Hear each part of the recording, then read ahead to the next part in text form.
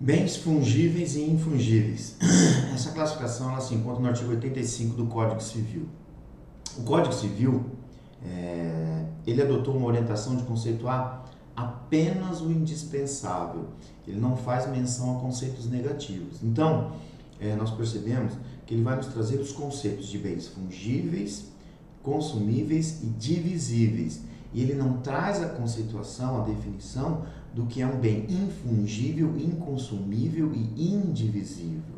Mas não é por isso que não existam esses bens, até porque se existe o fungível, vai existir obrigatoriamente, necessariamente, o infungível, o mesmo se aplicando aos consumíveis e divisíveis. Então, o que é um bem fungível? São aqueles bens que podem ser substituídos por outros de mesma espécie, qualidade e quantidade. É uma classificação típica dos bens. A fungibilidade é o resultado de uma comparação, entre duas coisas que se consideram equivalentes, ou seja, que são parecidas.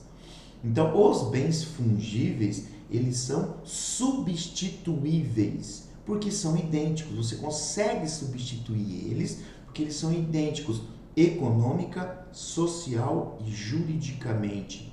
Características essas que acompanham essa coisa, esse bem.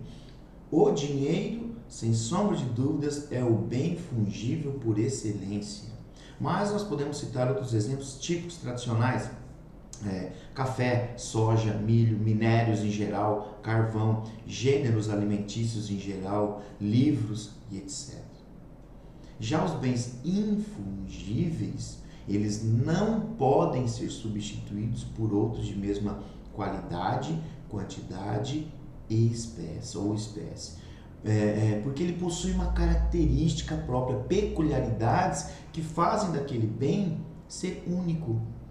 É o típico exemplo de uma obra de arte, de um artista específico, que não pode ser substituído por outras parecidas ou mesmo até idênticas, porque ela foi assinada por aquele artista específico. Diferente daqueles quadros que são feitos industrialmente, idênticos, sai lotes de 100, 200, 1000 quadros iguais.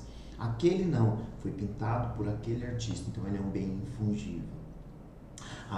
Observações a serem realizadas sobre essa classificação dos bens é que a fungibilidade e infungibilidade ela pode resultar não apenas do bem propriamente dito, mas também da vontade das partes, ou de pelo menos uma parte. Por exemplo, uma moeda. Uma moeda é um bem fungível, é dinheiro.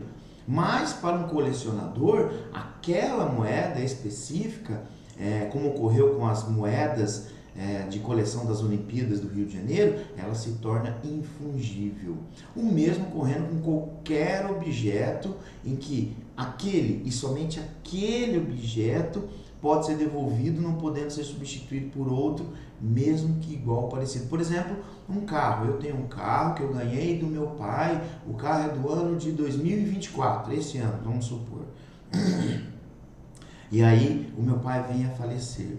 Mas eu ganhei do meu pai, ele tem um valor sentimental. E eu vendo aquele carro, e com uma cláusula de retrovenda, de poder comprar ele de volta. Mas eu não quero outro carro, mesmo que melhor, mesmo que o ano seja do ano 2025, 26, que ainda estão por vir 0 km. Não, eu quero aquele carro. Então eu tenho um carro A e eu não quero o carro B, mesmo que igual, só que mais novo. Eu quero o A. Para mim, aquele bem se tornou infungível por minha vontade.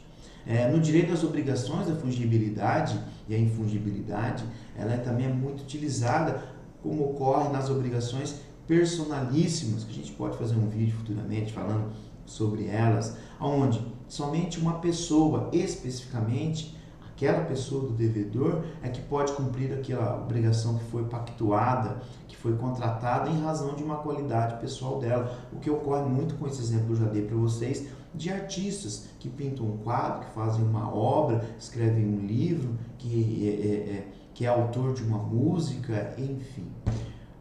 Então, fungibilidade e infungibilidade, ela repousa na possibilidade de você poder substituir aquele bem, aquela coisa, por outro de mesma espécie, qualidade ou quantidade.